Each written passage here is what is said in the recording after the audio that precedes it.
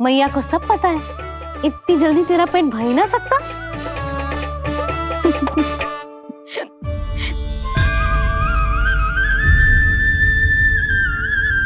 ये क्या है लल्ला? ये क्या था तेरे मुंह में, दिखा।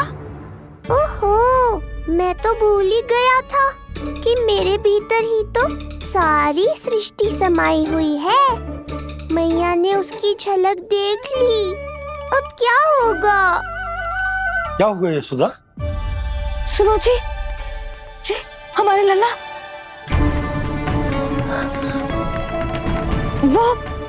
वो इसके मुंह में। क्या? भूल जाओ ना मैया, कुछ नहीं था मेरे मुंह में।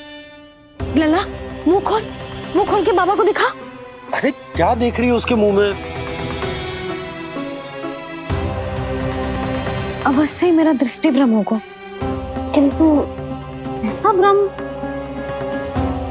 अरे बताओ ना यशोदा, या फिर मुहूर्त शीघ्र ना बताने की बात का प्रतिशोध ले रही हो तुम? ना ऐसी बात ना है। तो फिर बताओ ना क्या बात है? हाँ? मैंने लल्ला के मुंह में कुछ देखो। क्या देखो? अब फंस गया मैं। मैया बाबा को सब कुछ बता देंगी और राय का पहाड़ बन जाएगा। फिर कैसे संभालूंगा इन दोनों को? ऐसे लगो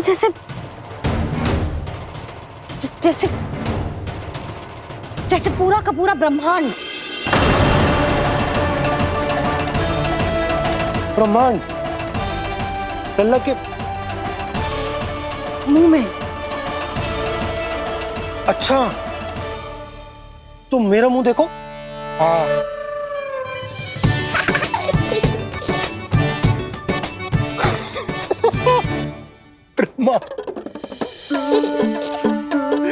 यशोदा, मुझे पता था आप मेरा उपहास उड़ाओगे। अरे नहीं, तुम देखो तो सही।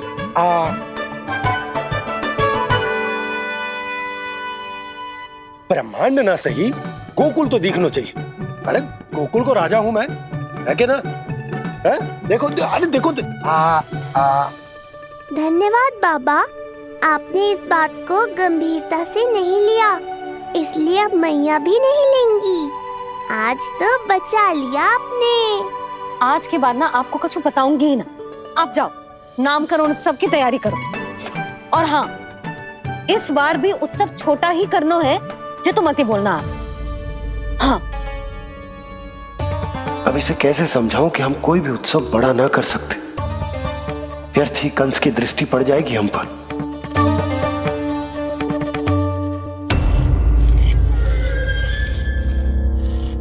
लगता है आपके सैनिक और तलवार दोनों की धार कुंद पड़ गई है महाराज। महाराज, मुझे भय था कि कहीं ऋषि गर्ग मुझे श्राप ना दे दे।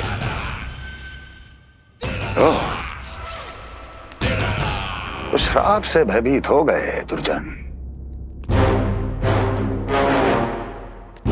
किंतु कंस तो कोई श्राप नहीं देता, सीधा मृत्यु देता है। ऐसा न करे महाराज, दया करें, दया निदान। यदि मैं उनकी इच्छा के विरुद्ध भीतर जाने की कोशिश करता तो जितनी सूचना मुझे मिली है उतनी भी नहीं ला पाता। तब आपको कैसे पता चलता महाराज कि आपकी बहन और बहनोई मात्र अपनी मृत संतानों के श्राद्ध के लिए वहां नहीं गए थे?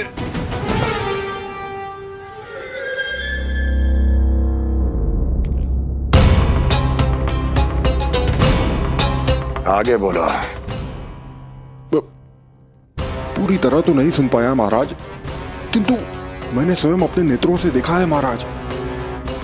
राजकुमारी देवकी ने ऋषि गर्ग के हाथ में कुछ दिया था।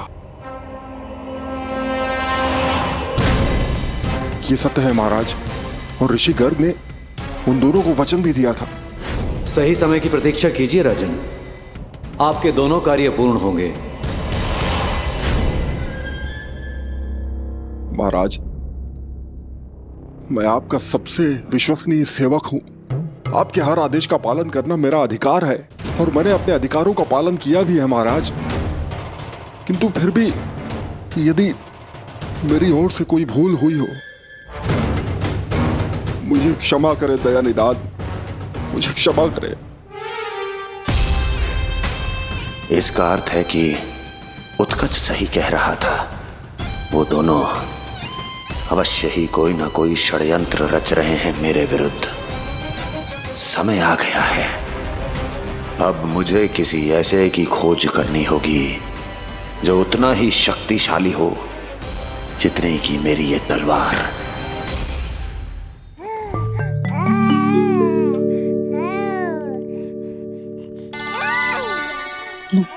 अभी से पुकारने लगो जी, अभी तो आई हो रसोई में।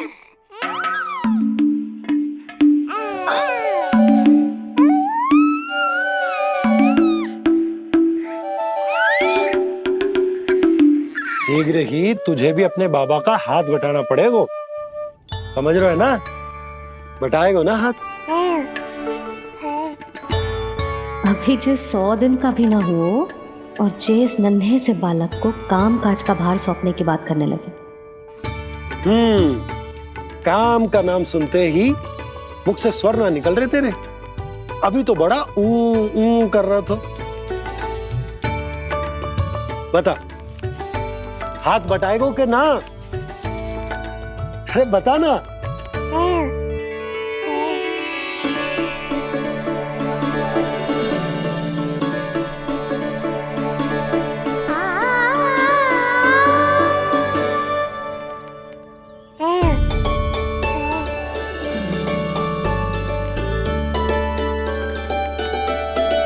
कल तू पूरा 100 दिन को हो जाएगा लल्ला। पंडित जी आएंगे, तुझे नया नाम मिलेगा। देखो तो मन में तो इनके भी कितना उत्साह भरो है, बस दृष्टि में मैं ही आती हूँ। और कल तुझे वो नाम मिलेगा लल्ला जिससे पूरा संसार तुझे पहचानेगा।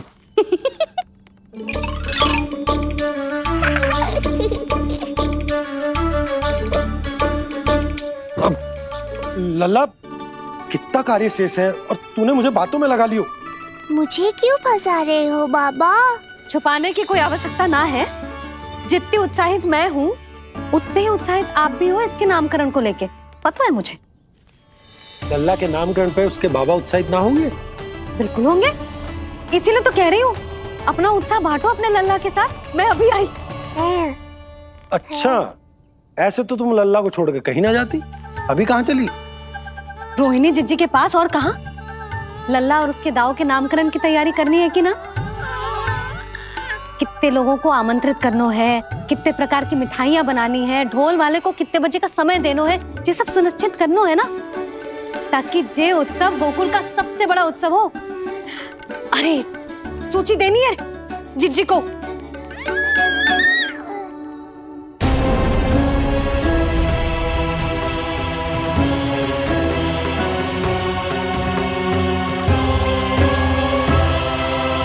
सबकी कोई आवश्यकता ना है। आवश्यकता ना है मतलब? कहना क्या चाहते हो आप? मैं ये कहना चाहता हूं कि यशोदा, सत्य तो ये है कि हमें दुख में ना अत्यधिक दुखी होना चाहिए और ना सुख में अत्यधिक उत्साहित। प्रसन्नता कितने भी क्यों ना, हमें उत्सव संयम से ही मनाना चाहिए। इतने वर्ष संयम ही तो रखा था ना नंद जी।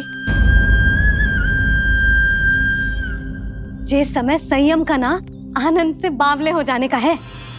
यशोदा, हम आयोजन छोटा ही करेंगे। मैं कुछ सोच समझ कर ही तो कह रहा हूं। पर क्यों? मुझे भी तो समझाओ। हर बात समझाने की ना होती यशोदा। अच्छा, पति पत्नी में भेद हो तो है? ठीक, मैं कोई भेद ना रखूंगा। जो भी अब तक मैंने तुम्हें ना बताया है वो सब बताऊं। ओहो, क्या कर रहे हो बाबा? कंस के बारे में कुछ बता मत देना मैया को। वो मंगला है ना, उसने आज शाम को ही बछड़ा दियो। और भात पत का मांस लगभग बीतने को ही है, तो धीरे धीरे शरद ऋतु आ जाएगी, दूध की हानि भी कम हो जाएगी। हाँ? और वो सरजू है ना, उसको बैद जी ने पूरे पखवाड़े का विश्राम के लिए कहा है। क्यों? क्योंकि वो ठाट से गिर गए थे और गिरते समय उसे भीतरी चोट लग गई थी। अरे और... बस बस बस, ये सब मुझे क्यों बता रहे हो? इसका नामकरण से क्या संबंध? तुम्ही ने तो कही ना कि पति पत्नी के बीच में कोई भेद ना होता। तो मुझे जो भी बात पता है मैं तुम्हें बताऊंगा। कितनी समझदारी से बात बदल देते हो आप, और भोली भाली मैं आपकी बातों में आ जाती हूँ और इस सब में असली बात तो रह ही जाती है। किंतु आज बात मेरे लल्ला की है। उत्सव तो विशाल ही होगा और इस बारे में कछु और ना सुनूंगी मैं। आप लल्ला का ध्यान रखो, मैं जा रही हूँ रोहिणी जीजी के पास। यशोदा,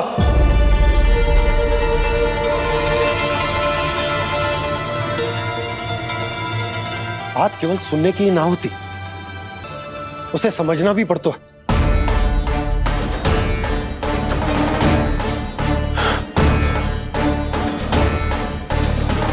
विश्वास है ना मुझ पर? मैं कुछ सोच समझकर ही कर रहा हूँ ना। उत्सव तो छोटा ही होगा।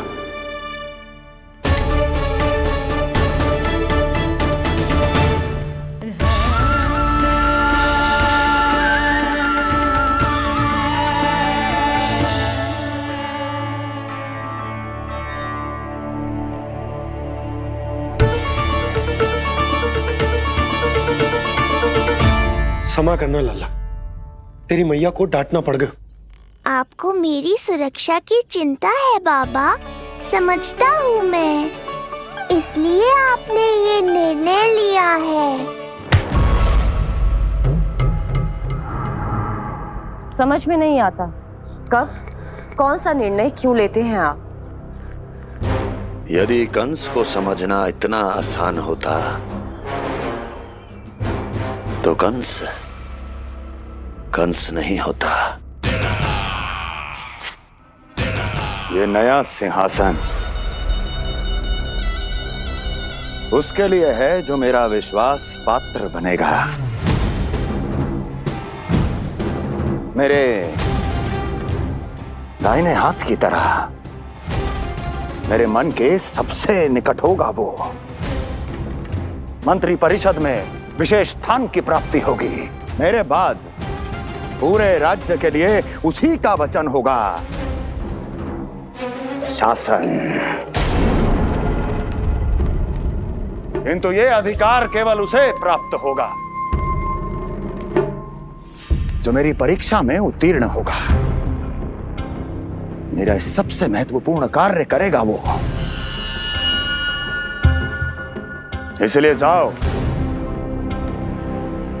कह दो सभी बाहुबलियों को, महाबलियों को, दैत्यों को, दानवों को, प्रेतों को, पिशाचों को, सभी को ये सूचना दे दो ना ना ना ना, सूचना नहीं, चुनौती दो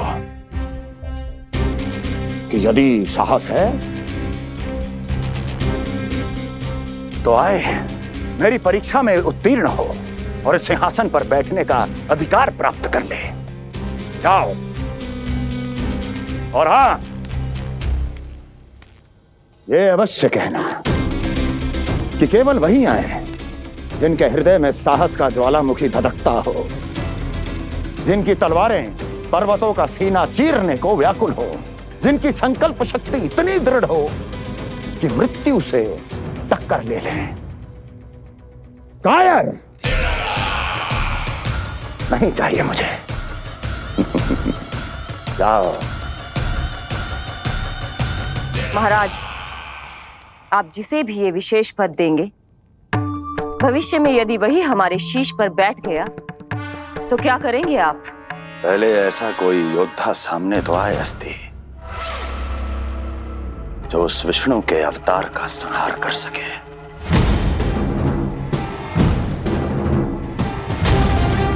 और जहां तक प्रश्न है हमारे शीश पर बैठने का,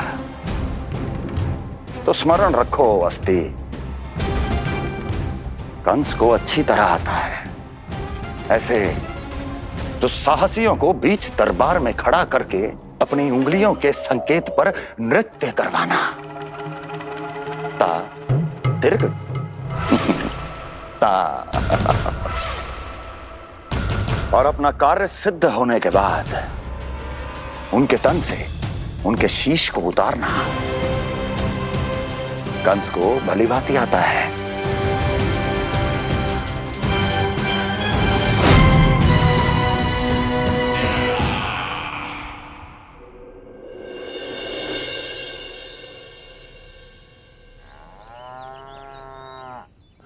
पूरे 100 दिन का होगा हुआ तो लल्ला, कम से कम 100 व्यक्ति तो आने चाहिए थे ना तेरे और तेरे दाऊ के नामकरण में।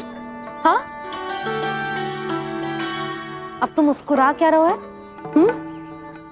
तू ही बता, जे भवन देख के लग रहा है कि यहाँ कोई उत्सव है? बिना अतिथियों के कैसा उत्सव और कैसा आनंद, तू ही बता। पर मैं करूं भी तो क्या? पता है लल्ला, मुझे तो लग रहा है तेरे बाबा ना कंजूस होगा है। नहीं तो भला और क्या समस्या हो सकती है उन्हें बड़े आयोजन से? अरे गोकुल के राजा का लल्ला है तू, राजकुमार। यदि तेरा आयोजन बड़ा ना होगो तो भला किसका होगो?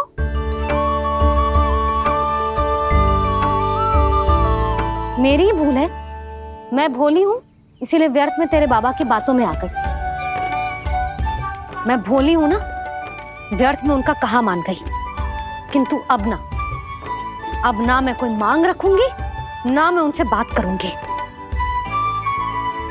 और कहे देती हूँ लल्ला, सावधान जो इस बार तू बीच में आया तो। हाँ नहीं तो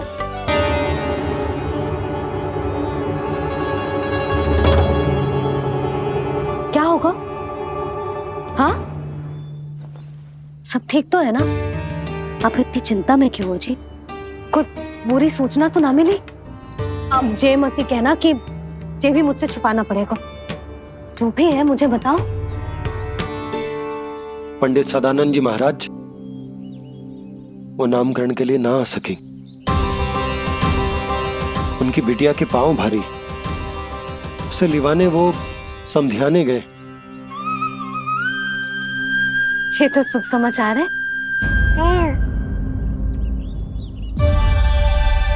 किंतु मेरे लल्ला का नामकरण अब वो सही मुहूर्त पे कैसे होगा? वही तो समझ ना आ रहा। ऐसे मन छोटा करने की आवश्यकता नहीं है मैया बाबा। आप दोनों तो स्वागत की तैयारी करो, आ रहे हैं वो।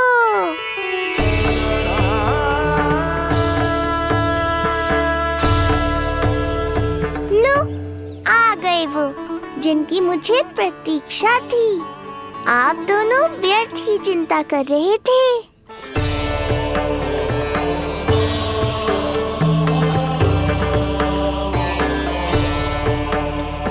अब कौन करेगा मेरे लल्ला का नामकरण? ऋषि गर्ग,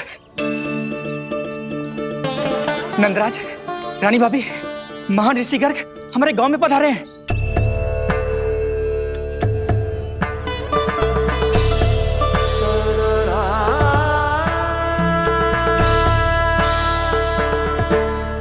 ऋषि गर्ग गोकुल में? हाँ नंदराज, और कह रहे थे उन्हें यादव राज वासुदेव जी ने भेजो है रानी जी के पास।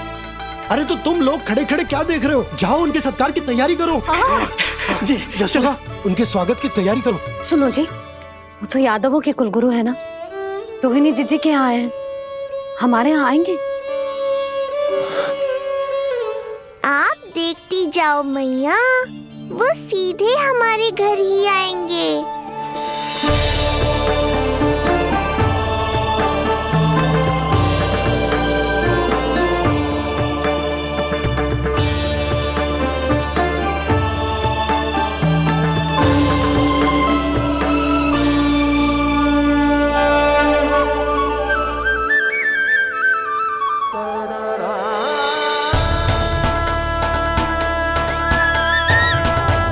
ये क्या हो रहा है मुझे?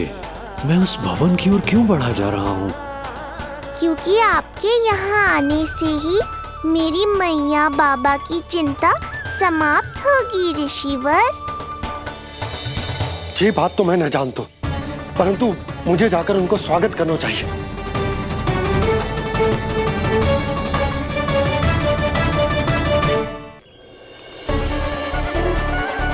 गुरुदेव, कल्याण हो। भगवान श्री नारायण के महान भक्त आज हमारे गांव में पधारे। हमारा जीवन सफल है गया आज। वो भवन आपका है नंदराज? आपके शुभ चरण पड़ेंगे तो हमारा जय भवन पवित्र हो जाएगा।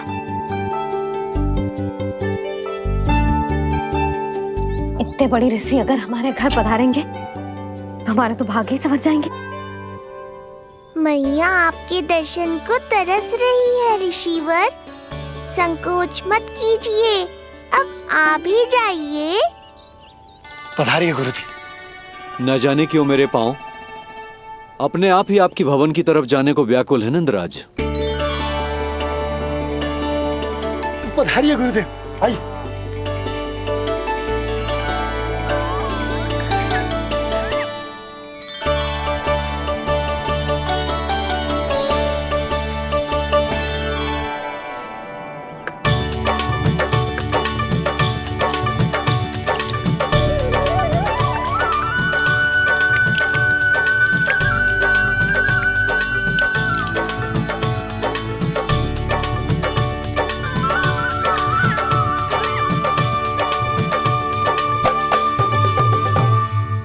कल्याण हो।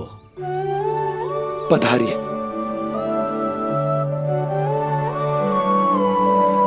आया तो था मैं रानी रोहिणी के भवन में, पर पता नहीं कैसे यहाँ खींचा चला आया।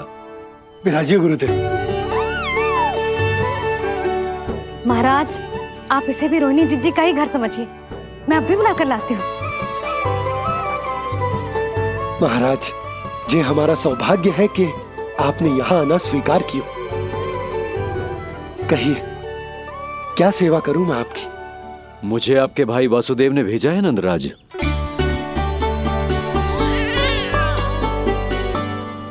प्रणाम गुरुदेव। स्वामी जी ने आपसे इतनी दूर आने का आग्रह किया है, अवश्य ही कोई बड़ा कारण होगा। कारण तो है, आपके पुत्र का नामकरण करने आया हूं मैं यहाँ।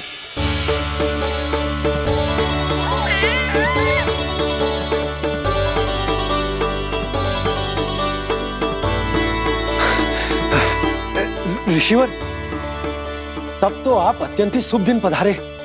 आज का ही मुहूर्त निकलो है भाभी के लल्ला और हमारे लल्ला के नामकरण के लिए। परंतु पंडित जी गांव से बाहर है, इसीलिए आप। अब तो आप यहाँ आ गए हो, आप हमारे भी लल्ला का नामकरण कर दो ना। पुत्री, ये क्या कह रही हो तुम?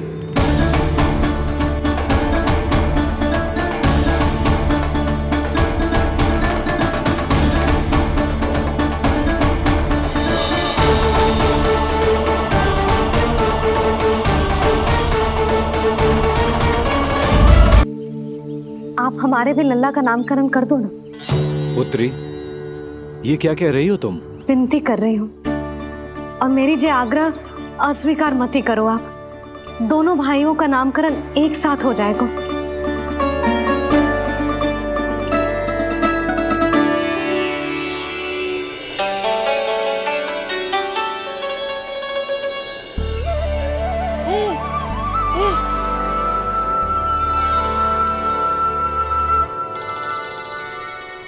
कितने प्यारे और निर्दोष बालक हैं।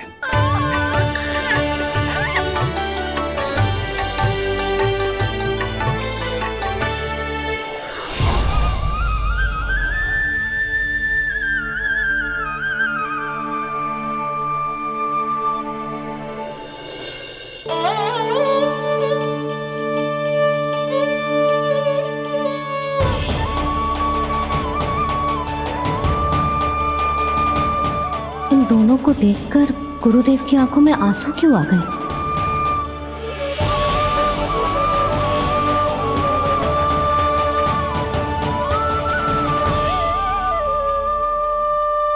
ये क्या ऋषिवर, संभालिए अपने आप को, नहीं तो मेरा रहस्य खुल जाएगा आज। अरे ऋषिवर, हाथ मत जोड़िए। इससे पहले कि गड़बड़ हो जाए, अपनी नमस्कार मुद्रा को आशीर्वाद मुद्रा में बदल दीजिए। बात को समझिए, मैंने ये अवतार मैया और लल्ला के अद्भुत संबंध का अनुभव करने के लिए लिया है, पर आपकी भावुकता के कारण यदि मैया को मेरा सत्य पता चल गया तो ये संबंध ही बदल जाएगा।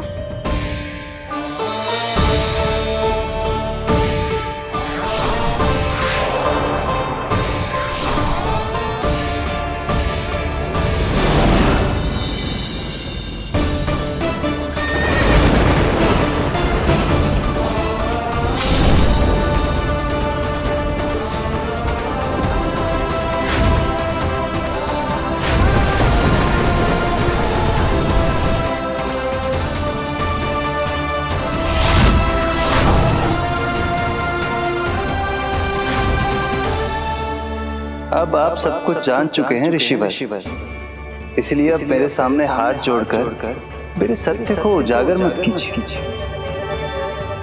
अपने शिष्य वसुदेव के पुत्र के रूप में मुझे आशीर्वाद दीजिए।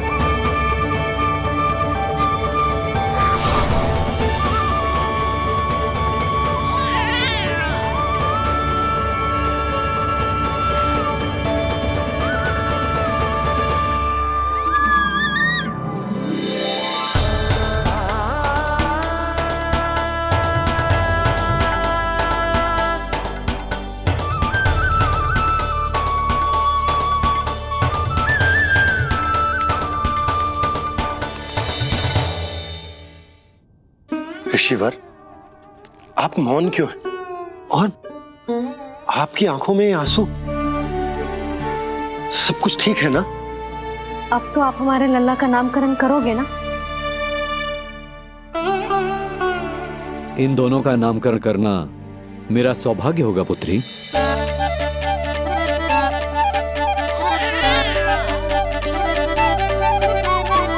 परंतु ये गोपनीय रूप से करना होगा।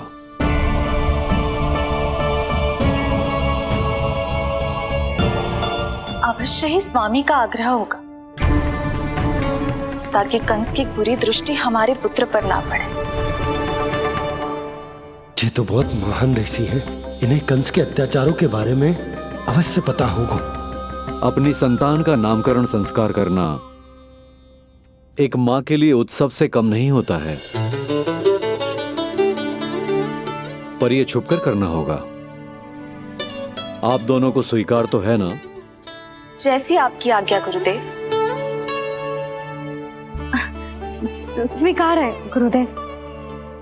तो फिर कहाँ करना है हमें नामकरण का प्रबंध? गुरुदेव, मंदिर सही रहेगा? उससे पवित्र स्थान तो हो ही नहीं सकता है। ऋषिवर, आप तनिक विश्राम कीजिए, हम लोग प्रबंध करते हैं। मैं कुछ समय इन बालकों के साथ व्यतीत करना चाहूंगा। ये तो इनका सौभाग्य होगा। हमें आज्ञा दीजिए।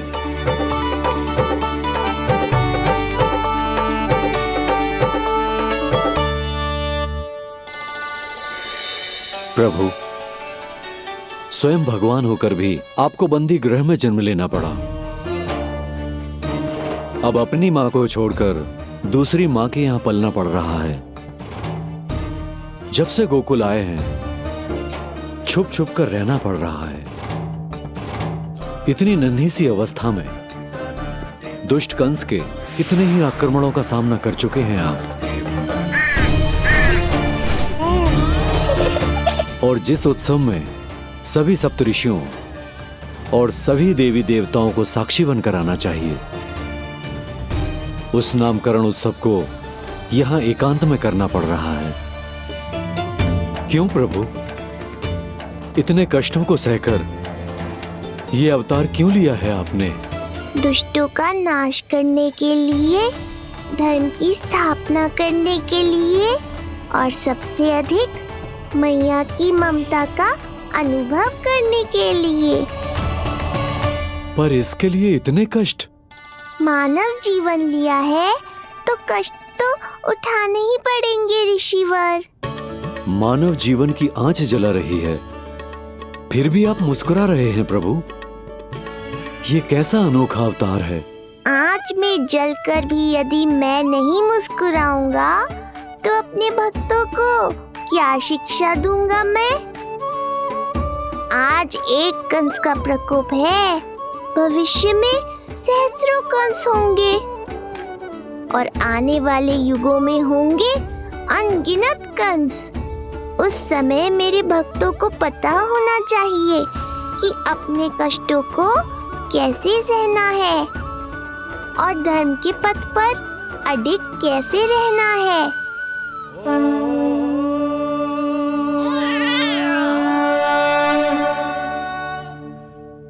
आप धन्य हैं प्रभु। देखा अस्ति, जब सिंह दहाड़ता है तो वन के सभी जीव जंतु इकट्ठे हो ही जाते हैं। वो सब जो मेरा विश्वास पात्र होने का अधिकार और ये सिंहासन पाना चाहते हैं, सामने आए। बुद्धि के बिना बल अपंग होता है महाराज, और मेरे पास बुद्धि और बल दोनों हैं। आप केवल आदेश दीजिए किसका संहार करना है।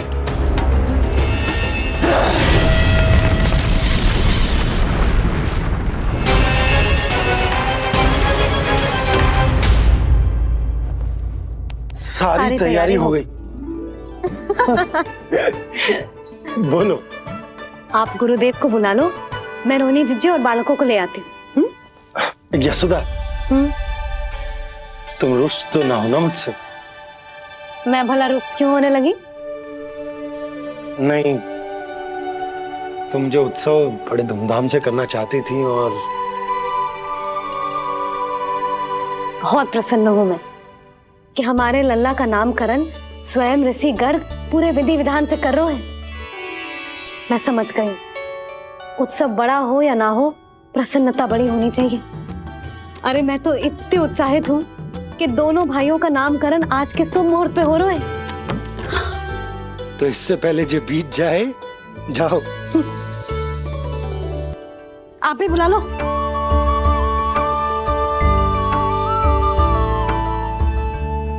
यहाँ सब के सब एक से बढ़कर एक है, तो फिर अपने कार्य के लिए किसका चुनाव सबसे पहले करूं? मेरा सामर्थ्य तो आपने अभी तक देखा ही नहीं महाराज। चुटकी बजाकर शत्रुओं का विनाश कर सकता हूं मैं।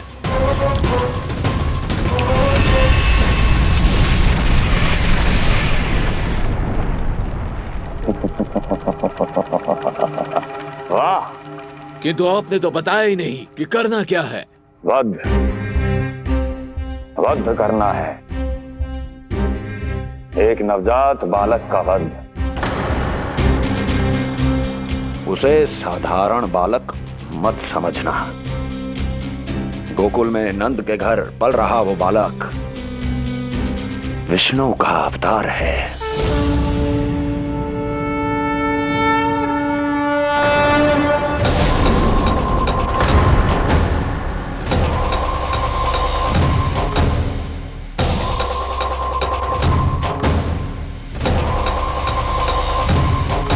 क्या हुआ?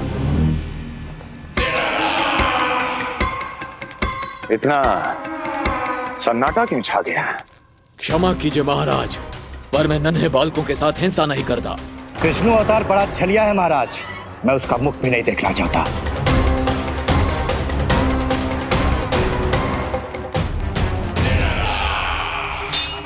जाने दो इन्हें। वैसे भी इस सिंहासन के लिए मुझे कायरों की कोई आवश्यकता नहीं। जाने दो।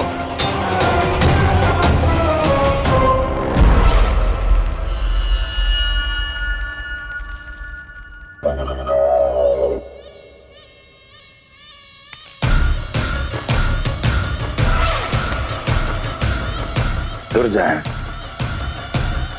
क्या कहा था मैंने कहा था केवल वही आए जिनके हृदय में साहस का ज्वालामुखी धधकता हो, जिनकी तलवारें पर्वतों का सीना चीरने के लिए व्याकुल हो, जिनकी संकल्प शक्ति इतनी दृढ़ हो कि वो मृत्यु से टक्कर ले जाएं। वही होगा इस सिंहासन का असली अधिकारी। महाराज,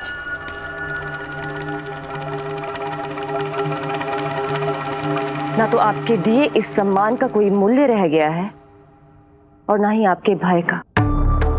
अभी अभी आपने ही कहा था ना कि जब वन में कोई सिंह दहाड़ता है तो उस वन के सभी जीव जंतु एक जगह एकत्रित हो जाते हैं, परंतु उसी वन में जब कोई बब्बर सिंह दहाड़ता है तो वही जीव जंतु भय के मारे इधर उधर भागने लगते हैं।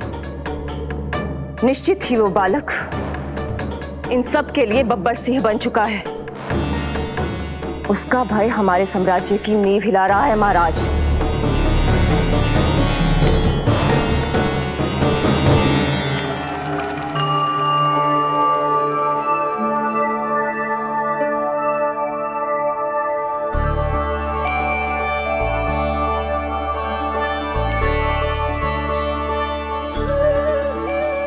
हे नारायण, मेरा मार्गदर्शन कीजिए। हे मां सरस्वती, मुझे आशीर्वाद दीजिए ताकि मैं दोनों बालकों के लिए सर्वोत्तम नामों का चुनाव कर पाऊं।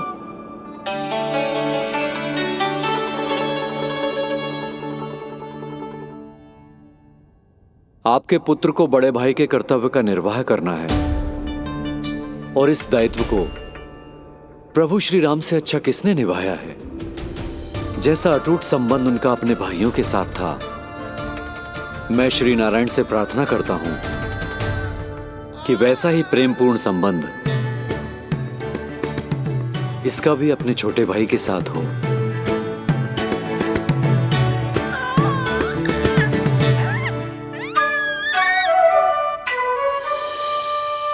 इसीलिए इसका नाम राम हो, इसीलिए इसका नाम राम, इसीलिए इसका नाम राम।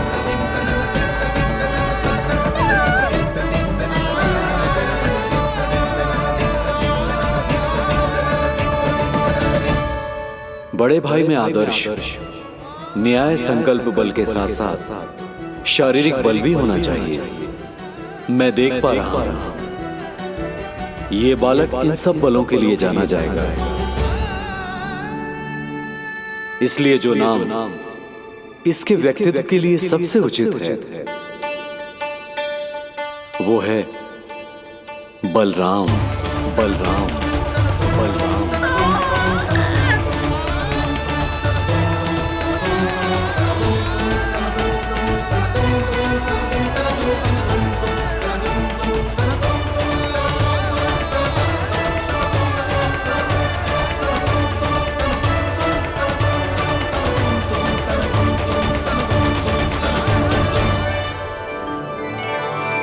बलराम,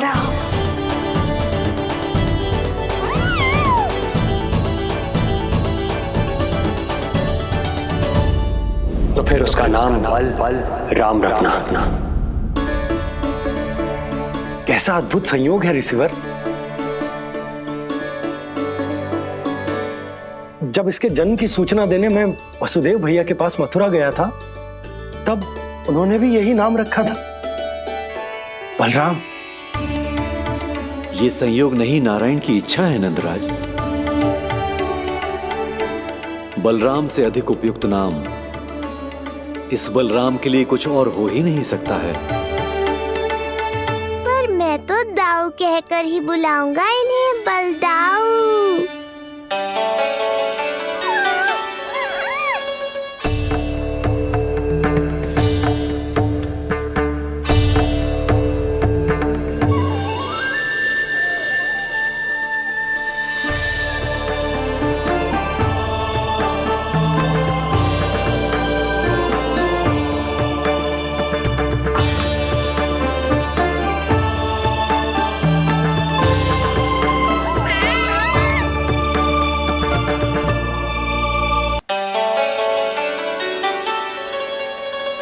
सुना पुत्र, आज से तुम्हारा नाम होगा बलराम।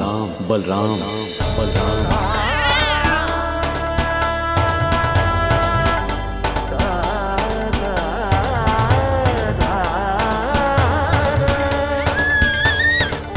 गुरुदेव, कितना अद्भुत नाम दिया है आपने इसे।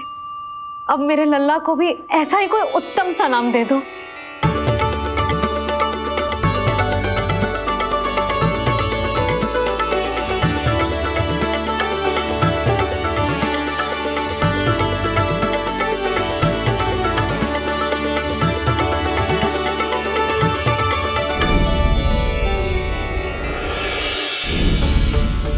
ये कठिन दायित्व आपने ही मुझे सौंपा है प्रभु, इसे निभाने की क्षमता भी आप ही दीजिए।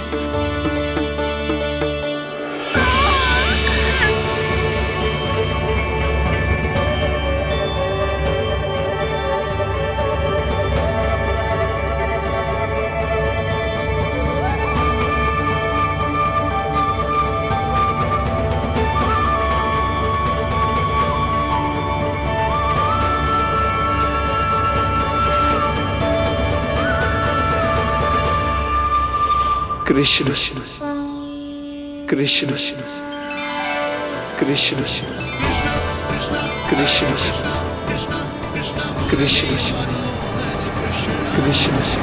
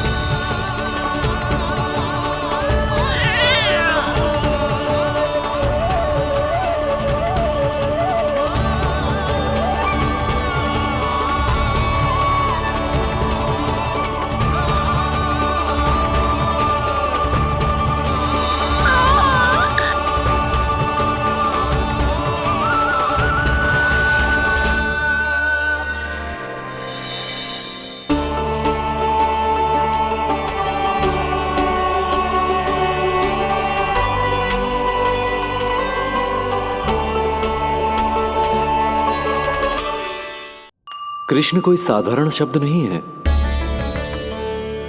ये अनेक विशेषताओं से भरा हुआ है। क बना है कमलकांत से, अर्थात वो जो श्रीपति विष्णु जैसा हो।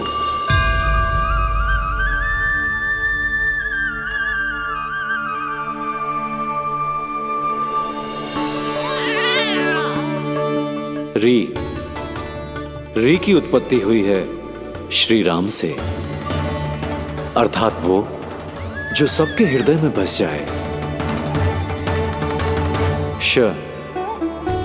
ऐश्वर्य के स्वामी विष्णु के लिए, अर्थात वो जो समृद्धि लेकर आए।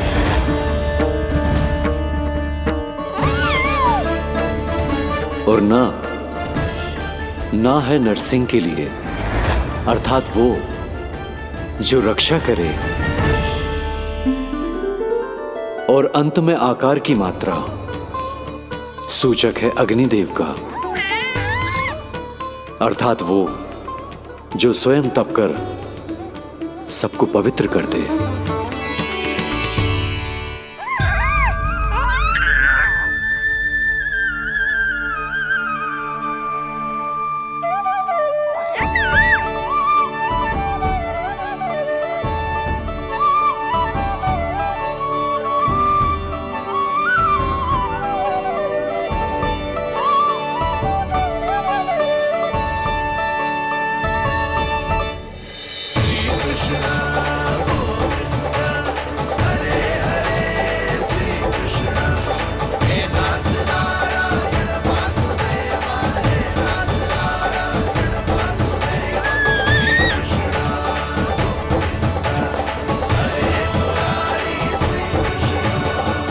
आज से तुम्हें सारा संसार जिस नाम से पहचानेगा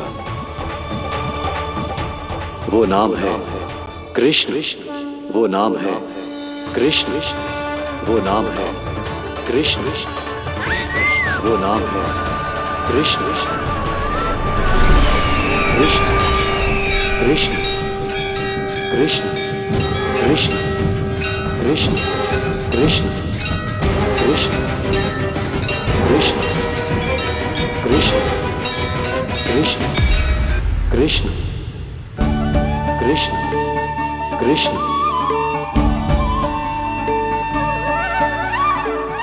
यशोमती मैया के नंद लाला, यशोमती मैया के नंद लाला। असुरी कार्य करने वालों के लिए कृष्ण नाम का अर्थ एक और भी होगा। वो घनी अंधेरी रात जिसमें इसने जन्म लिया, पर इससे जो प्रेम करते हैं उन सभी के लिए कृष्ण नाम का अर्थ होगा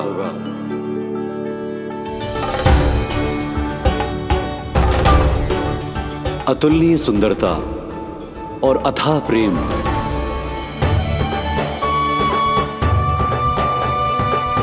इन दोनों विशेषताओं का साक्षात स्वरूप होगा ये कृष्ण।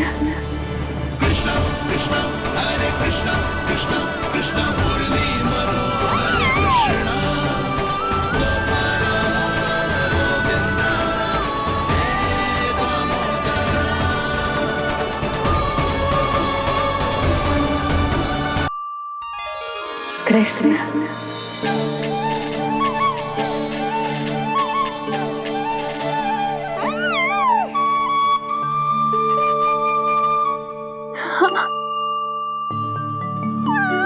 और जो मानवता के शत्रु हैं उनके जीवन में ये नाम अशांति, असुरक्षा, भय उत्पन्न करेगा, पर सात्विक प्रवृत्ति के व्यक्तियों के लिए ये नाम शांति, संतोष और सुख का सूचक होगा।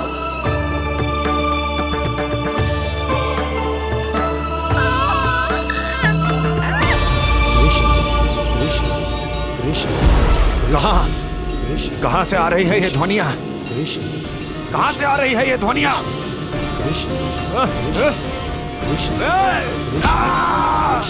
स्वामी महाराज,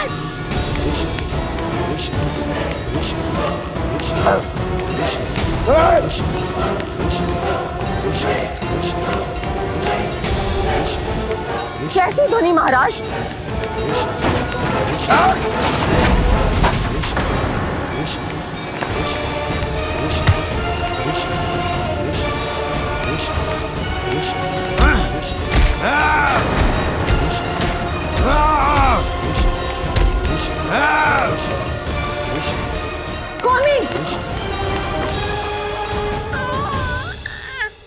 कृष्ण।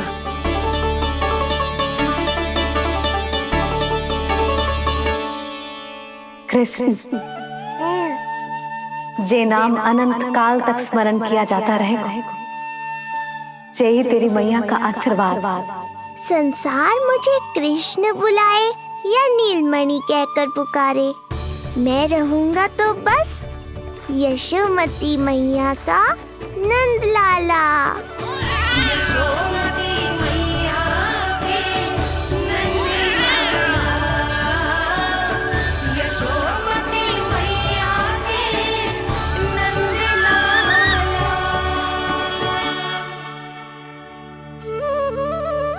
गुरुदेव, आपने मेरे लल्ला को इतना प्यारा नाम दिया है, उसके लिए आपका बहुत बहुत धन्यवाद। एक बार गोपियों को पता चलेगा तो देखना कैसे रटने लगेंगी मेरे लल्ला का नाम। इससे पहले कि आप सब बाहर जाकर किसी और को बताएं, एक कर्मकांड शेष है। नामकरण के बाद पिता को आशीर्वाद के रूप में कुछ न कुछ उपहार बालक को अवश्य देना चाहिए।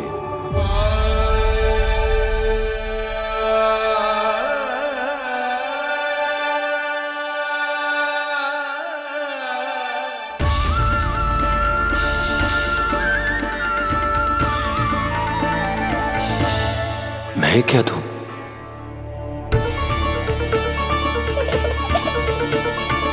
वासुदेव मेरे शिष्य हैं और उनकी अनुपस्थिति में यह दायित्व मैं निभाऊंगा।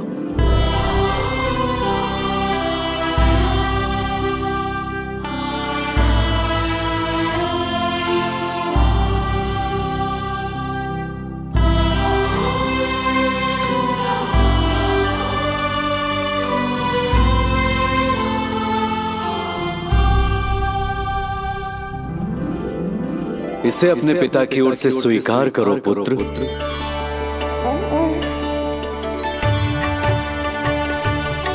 कल्याण हो।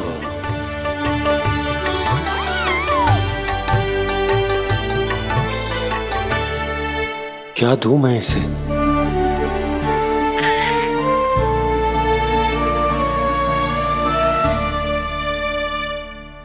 आप सोच क्या रहे हो? आशीर्वाद दो ना अपने कृष्ण को। अच्छा, सोच रहा हूं कि लल्ला को क्या दूं?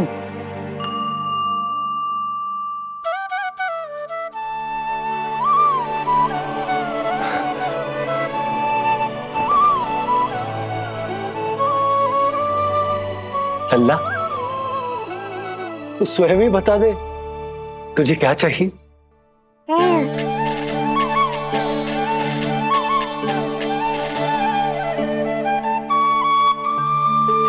देखो जी, लल्ला ने ही आपकी उलझन समाप्त कर दी।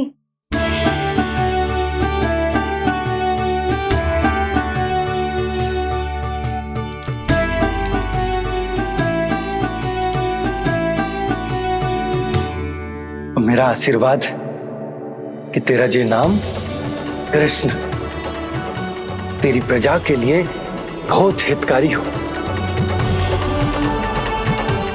गुरुवर, आप भी इसे आशीर्वाद दें।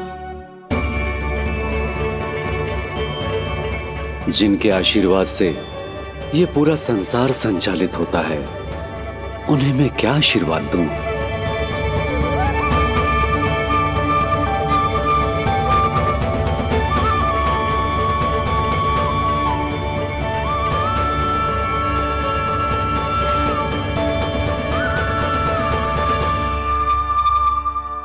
आपने तो मुझे मेरा नाम दिया है ऋषिवर। ये तो मेरा सौभाग्य था प्रभु कि आपने इस कार्य के लिए मुझे चुना। पर आपका कार्य अभी समाप्त नहीं हुआ ऋषिवर। एक विनती और है मेरी। आज्ञा दीजिए प्रभु, क्या करना होगा मुझे? बाबा को मेरी वास्तविक पहचान बतानी होगी आपको, और इन्हें इस बात के लिए मनाना होगा कि ये मैया को कभी भी मेरा सत्य पता ना चलने दे। पर प्रभु, मैं ये कैसे कर पाऊंगा? आप ही कर पाएंगे ऋषिवर, क्योंकि अब आप इस कृष्ण अवतार के मुख्य उद्देश्य को जानते हैं। बंद करो, बंद करो ये ध्वनिया। कौन सी ध्वनिया? ये ध्वनिया बंद करो, बंद करो। क्या सुनाई दे रहा है आप? ये शब्द जो मेरे कानों में गूंज रहा है। भारत समझिए। रुक जाइए। महाराज।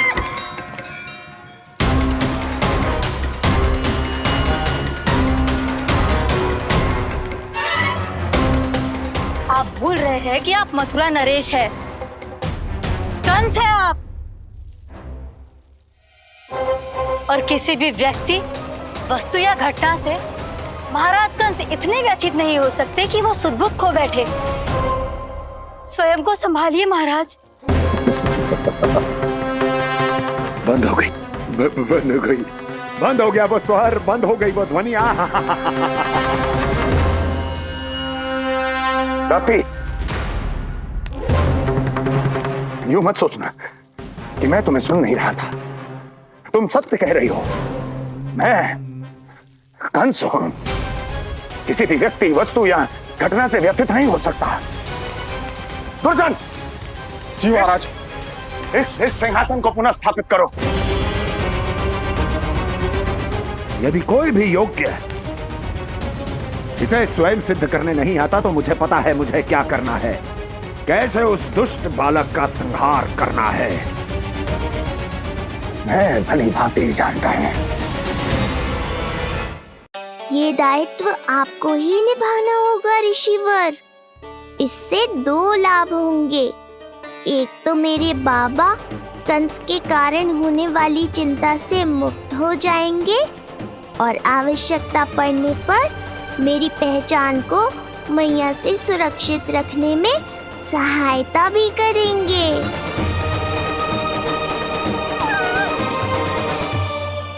नंदराज, अब बलराम और कृष्ण दोनों को भूख लग गई होगी।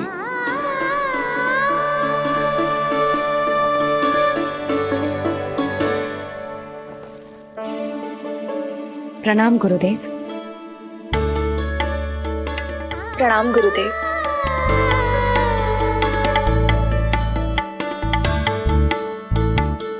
गुरुदेव, अब आप भी विश्राम कर लीजिए। नहीं नंदराज, मुझे शीघ्र ही मथुरा पहुंचना है। राजा वासुदेव और रानी देवकी मेरी प्रतीक्षा कर रहे होंगे।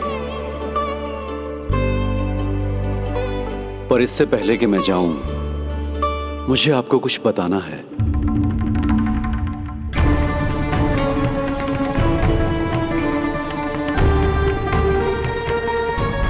गुरुदेव, आपके ललाट पर बल पड़ गए। सब कुछ ठीक तो है ना? कहीं आप मुझे कंस के बारे में तो ना बताना चाहते? गुरुदेव, मैं जानता हूं कि कंस नवजात शिशुओं की हत्या करवा रहा है।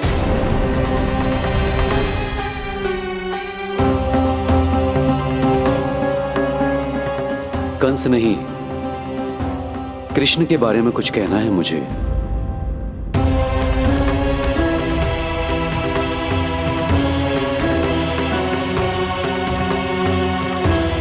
बताइए गुरुवर। मैं एक ऐसा सत्य बताने जा रहा हूं नंदराज, जो है तो वरदान, पर उसे स्वीकारना आपके लिए बहुत कठिन होगा। गुरुदेव, आप जो कह रहे हैं वो मैं समझ ना पा रहा हूं। बताइए ना।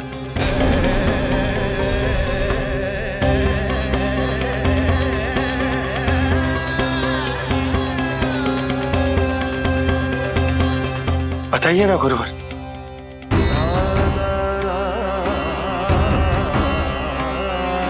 सत्य यह है नंदराज, कृष्ण राजा वासुदेव के पुत्र हैं। कृष्ण राजा वासुदेव के पुत्र हैं। कृष्ण राजा वासुदेव के पुत्र हैं।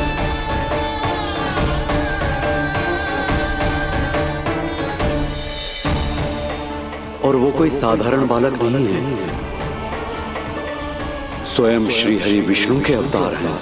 और वो कोई साधारण बालक नहीं है, स्वयं श्री हरि विष्णु के अवतार हैं।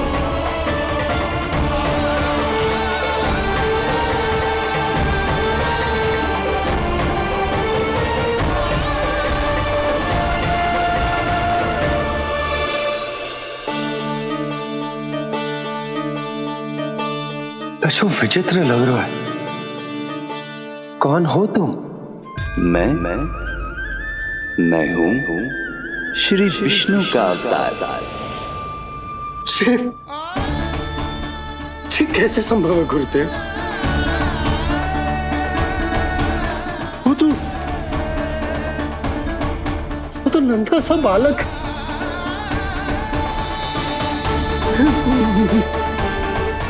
वो श्री नारायण का अवतार कैसे हो सकता है? और गुरुदेव, आप ये सोच भी कैसे सकते हैं कि वो मेरा लल्ला वसुदेव भैया का पुत्र है?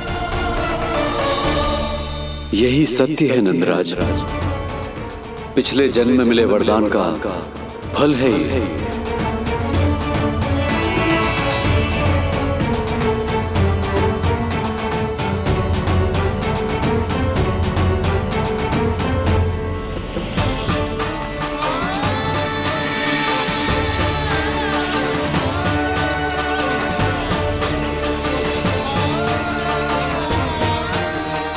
मैं आपकी संतान के रूप में अवश्य आऊंगा, किंतु उसके लिए आपको मेरे अगले अवतार के बाद एक और अवतार की प्रतीक्षा करनी होगी, क्योंकि अगले जन्म के लिए मैं पहले ही ये वरदान माता देवकी को दे चुका हूं। इस समय मैं विवश हूं, किंतु मैं आपको वचन देता हूं, आपकी संतान बनकर अवश्य आऊंगा, मैं अवश्य आऊंगा। प्रभु, श्रीहरि को अपने सामने देखकर मेरी व्याकुलता का बांध टूट गया है। 2 जन्म बहुत बड़ा समय होता है स्वामी। अपने पुत्र के रूप में हरि को गोद में खिलाने के लिए अब मैं और 2 जन्मों तक प्रतीक्षा नहीं कर सकती। धरा!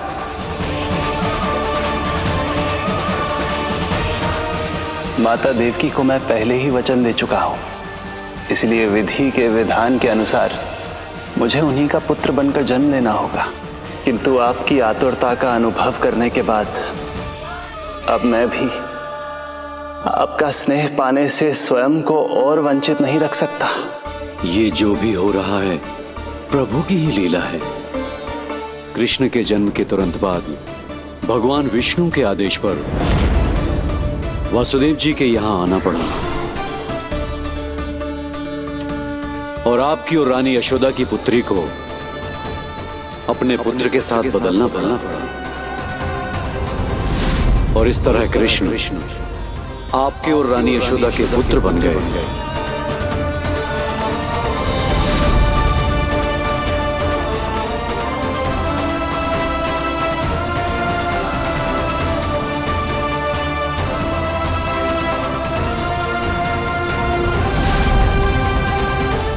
आपने सही कही थी गुरुदेव,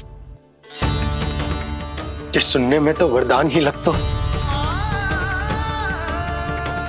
पर इसे स्वीकार करना उतना ही कठिन।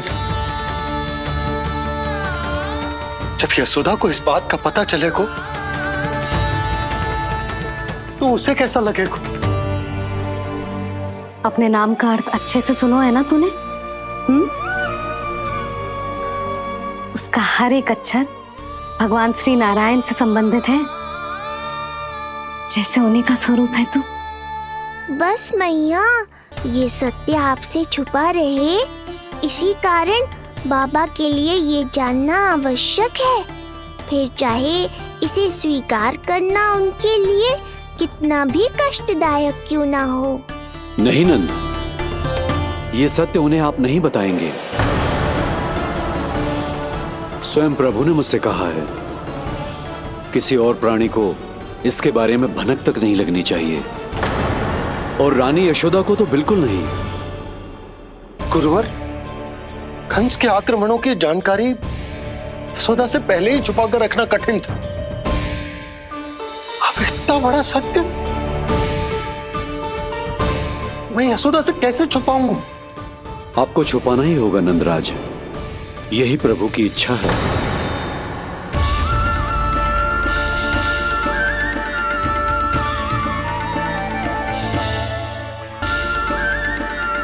और क्यों गुरुवर?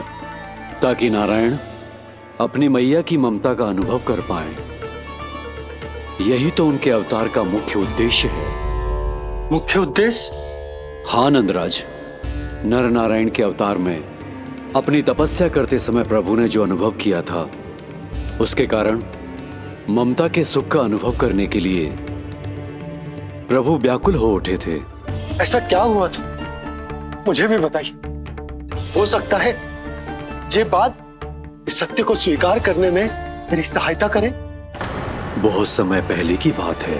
अनेक देवी देवता परम प्रभु विष्णु के पास बैकुंठ गए थे। वहां प्रभु की आंखों में आंसू देखकर वो सभी स्तब्ध रह गए।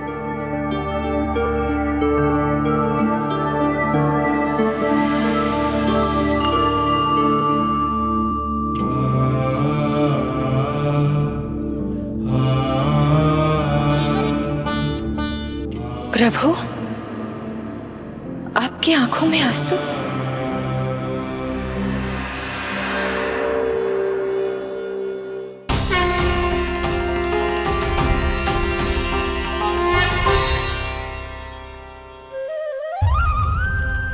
चिंता मत कीजिए।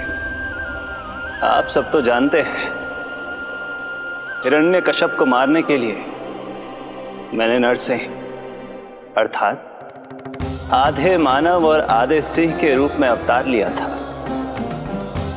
उस राक्षस का वध करने के बाद नर और सिंह दोनों भागों ने अलग अलग होकर नर और नारायण के रूप में पुनः जन्म लिया। वर्तमान में वो दोनों बद्रिकाश्रम में तपस्या कर रहे हैं।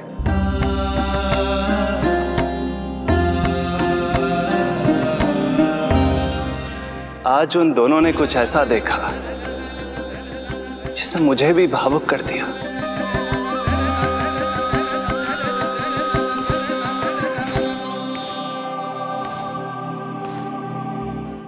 सखा, ये युवक कौन है?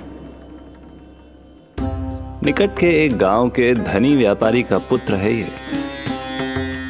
प्रत्येक संध्या वन के उस पार ये अपनी प्रेयसी से मिलने जाता है और फिर रात्रि भर उस नर्तकी के साथ सहवास करने के बाद सुबह अपने निवास को लौट आता है।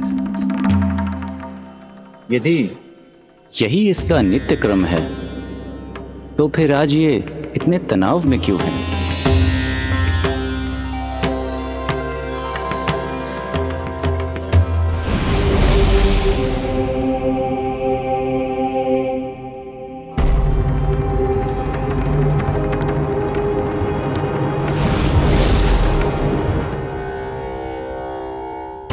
कल रात्रि प्रेम क्रिया के मध्य उस नर्तकी ने इससे पूछा, ये सबसे अधिक प्रेम किससे करता है? जब इसने कहा तुमसे, तो वो बोली, तुम्हें अपने प्रेम को सिद्ध करना होगा।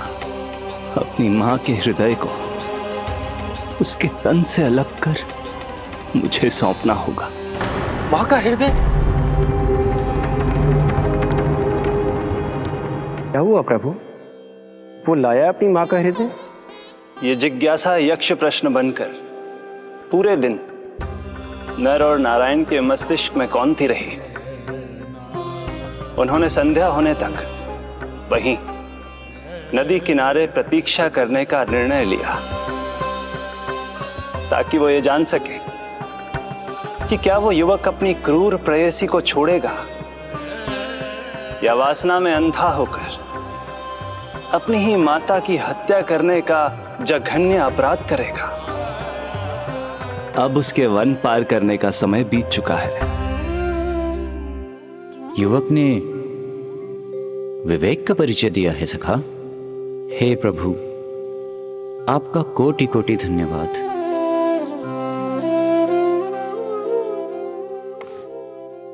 सखा,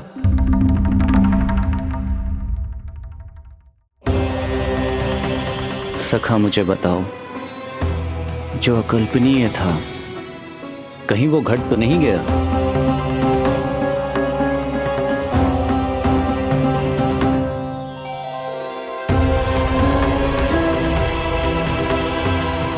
जब इस युवक की मां को इसकी प्रेयसी की क्रूर मांग के बारे में पता चला तो जो उसने किया वो इस समस्त संसार में केवल एक मां ही कर सकती है। बस इतनी सी बात?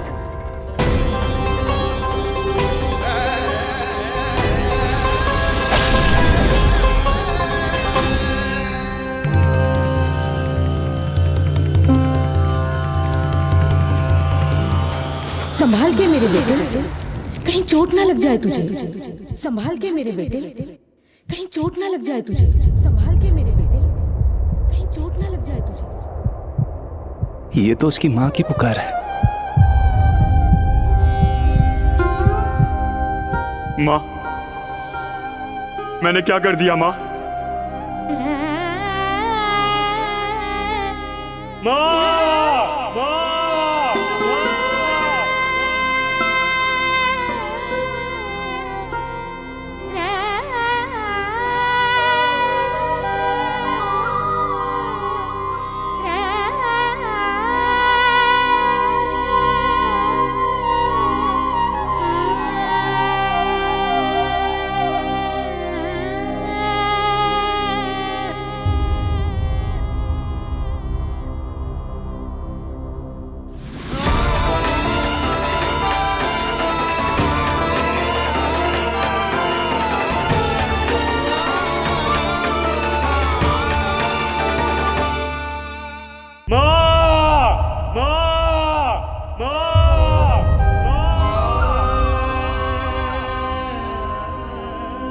इस घटना से केवल नर और नारायण ही भावुक नहीं हो गए थे, बल्कि बैकुंठ में बैठे श्री हरि की आंखों में भी आंसू आ गए थे।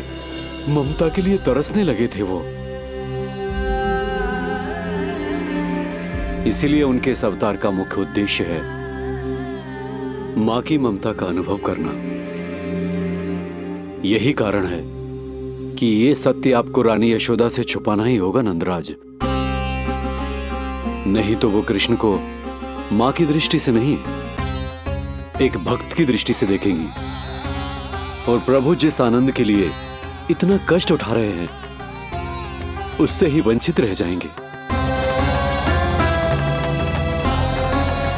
बोलिए नंदराज, आप श्री नारायण के इस सत्य को गुप्त रखेंगे ना?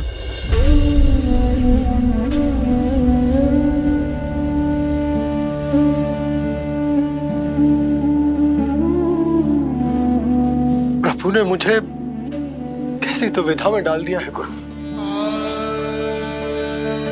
यशोदा से तो ये सत्य मैं छुपा भी लूंगा, परंतु स्वयं से कैसे छुपाऊंगा? और बाबा होने को सुख, उसको अनुभव कैसे कर पाऊंगा? जो हो रहा है और जो भी होता है सब उनकी ही इच्छा से होता है नंदराज। इसलिए आगे का मार्ग भी वही दिखाएंगे। अब मैं चलता हूं नंदराज। राजा वसुदेव और रानी देवकी नामकरण के बारे में जानने के लिए व्याकुल हो रहे होंगे।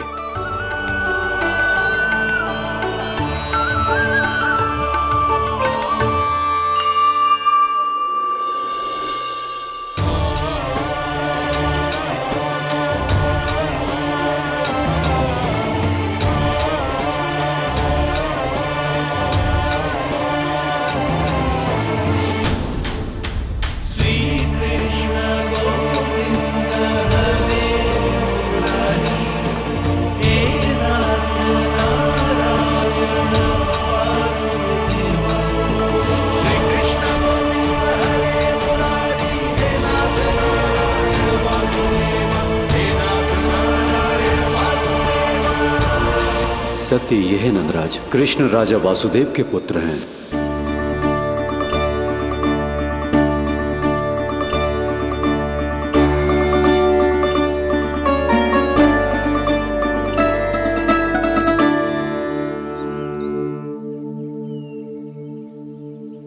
नंदराज,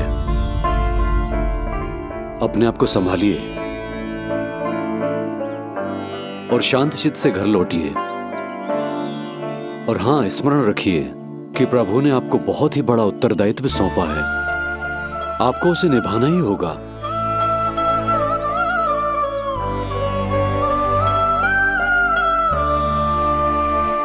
प्रभु आपको शक्ति दे।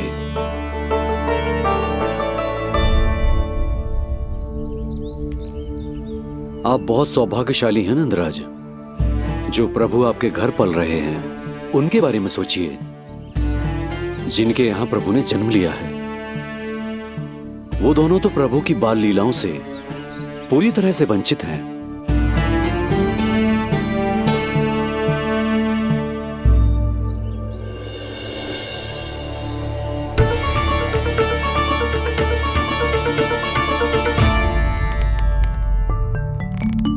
कहाँ रह गए तेरे बाबा लल्ला? जो आए क्यों ना अब तक?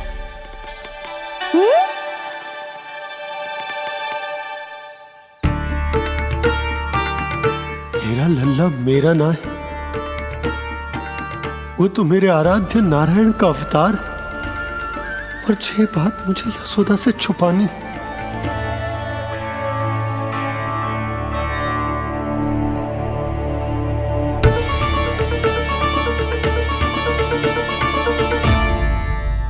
बाबा, वहीं खड़े मत रहो, अब आ भी जाओ ना।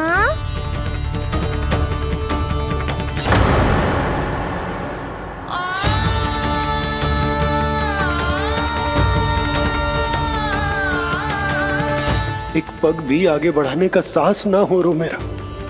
हे प्रभु, आप ही बताओ, अपने आराध्य को, अपने इष्ट देव को अपने लल्ला के रूप में कैसे देख पाऊंगा मैं जानता हूँ बाबा, ये बहुत कठिन है, पर भीतर तो आओ।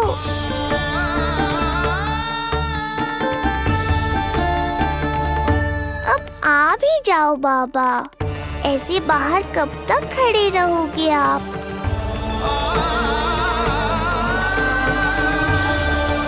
बस बाबा, बस आ जाओ भीतर, आ जाओ, आओ ना, आओ ना।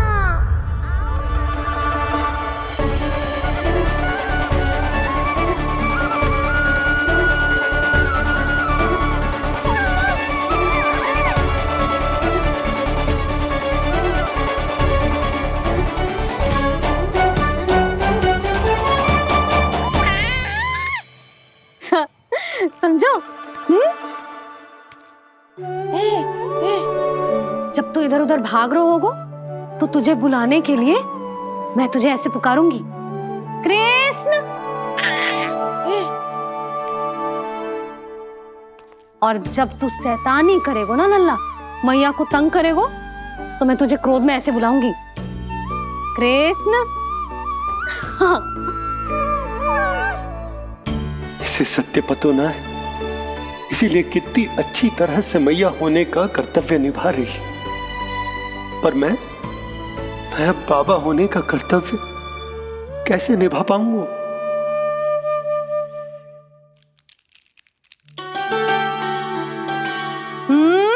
सावधान। इतनी अच्छी लगी तुझे बाबा की दीजे माला, कि मुंह में ले लियो तूने? मुंह में लेने की वस्तु ना है लल्ला। जैसे यशोदा आपको एक मैया की तरह सीख दे रही है, मैं आपको बाबा की तरह शिक्षा कैसे दे पाऊंगा प्रभु?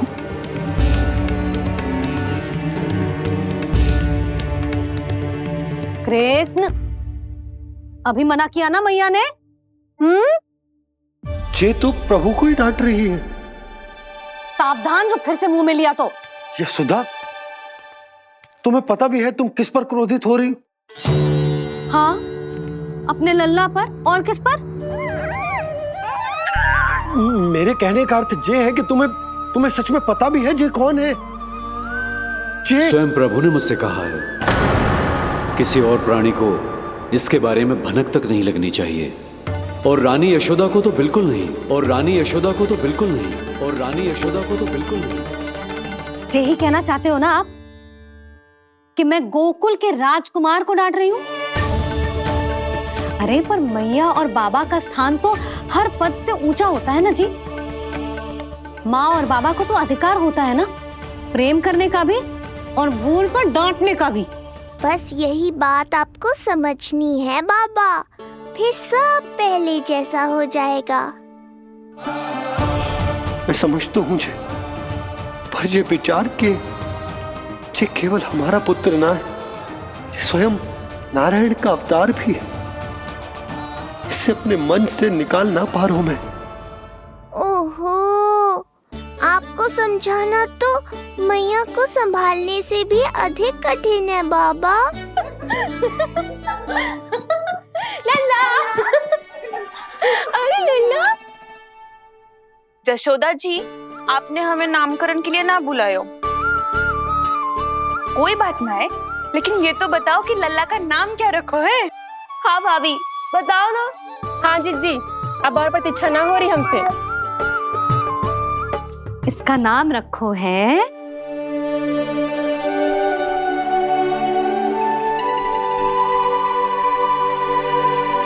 कृष्ण। कृष्ण बहुत प्यारा नाम है, लेकिन थोड़ा कठिन है। मैं तो इसे किशन बुलाऊंगी। सही कहो, मैं भी इसे प्रेम से किशन ही कहूंगी। क्यों किशन? मेरे लिए तो जे किसना है।